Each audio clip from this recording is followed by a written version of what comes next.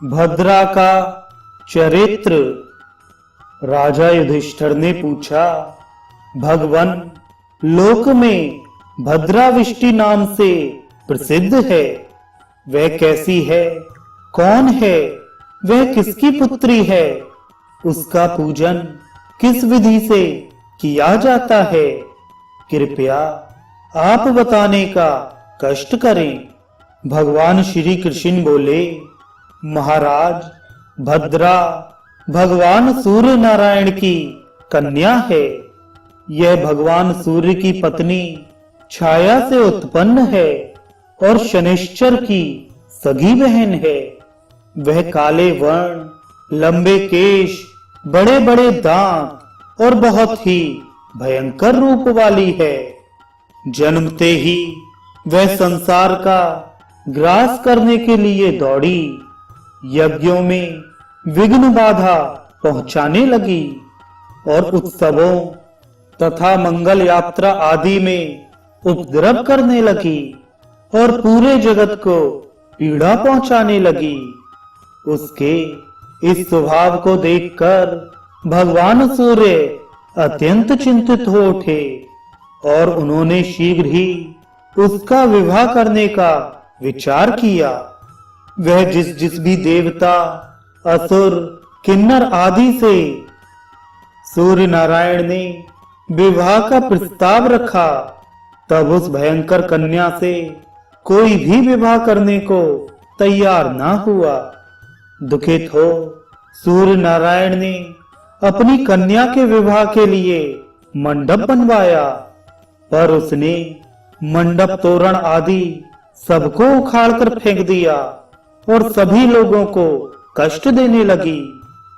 सूर्य नारायण ने सोचा कि इस दुष्टा, कुरूपा, स्वेच्छाचारिणी कन्या का विवाह किसके साथ किया जाए। इसी समय प्रजा के दुख को देखकर ब्रह्मा जी ने भी सूर्य के पास आकर उनकी कन्या द्वारा किए गए दुष्कर्मों को बतलाया। यह सुनकर सूर्य नारायण ने कहा, ब्रह्मन, आप ही तो इस संसार के कर्ता तथा भर्ता हैं, फिर आप मुझसे ऐसा क्यों कह रहे हैं? जो भी आप उचित समझें वही करें।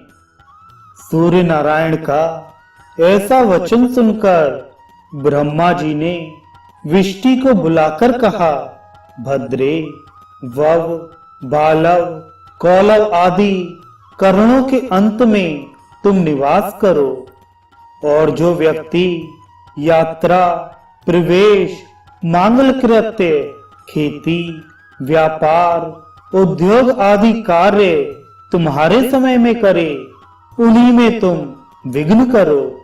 3 दिन तक किसी प्रकार का विघ्न न डालो। चौथे दिन के आधे भाग में देवता और असुर तुम्हारी पूजा करेंगे। जो तुम्हारा आदर ना करे, उनका कार्य तुम ध्वस्त कर देना। इस प्रकार विष्टि को उपदेश देकर ब्रह्मा जी अपने धाम को चले गए। इधर विष्टि भी देवता, दैत्य, मनुष्य सब प्राणियों को कष्ट देती हुई घूमने लगी। महाराज, इस तरह से भद्रा की उत्पत्ति हुई और वह अति दुष्ट प्रकृति की है, इसलिए मांगलिक कार्यों में उसका अवश्य त्याग करना चाहिए। भद्रा 5 घड़ी मुख में, 2 घड़ी कंठ में, 11 घड़ी हृदय में, 4 घड़ी नाभि में, 5 घड़ी कटी में और 3 घड़ी पुच्छ में स्थित रहती है। जब भद्रा मुख में रहती है तब कार्य का नाश होता है।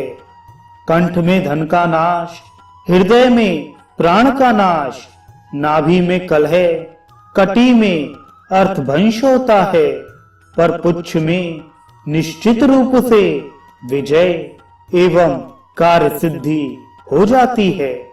भद्रा के 12 नाम हैं, धन्या, दधिमुखी, भद्रा, महामारी, खरानना, कालरात्रि, महारुद्रा, विष्टि, कुलपुत्रिका, भैरवी, महाकाली तथा असुरक्षयकारी। इन 12 नामों को प्रातः काल उठकर जो स्मरण करता है उसे किसी भी व्याधि का भय नहीं होता। रोगी रोग से मुक्त हो जाता है और सभी ग्रह अनुकूल हो जाते हैं। उसके कार्यों में कोई विघ्न नहीं होता। युद्ध में तथा राजकुल में वह विजय प्राप्त करता है। जो विधि पूर्वक नित्य विष्टि का पूजन करता है, निसंदेह उसके सभी कार्य सिद्ध हो जाते हैं। अब मैं भद्रा के व्रत की विधि बता रहा हूँ।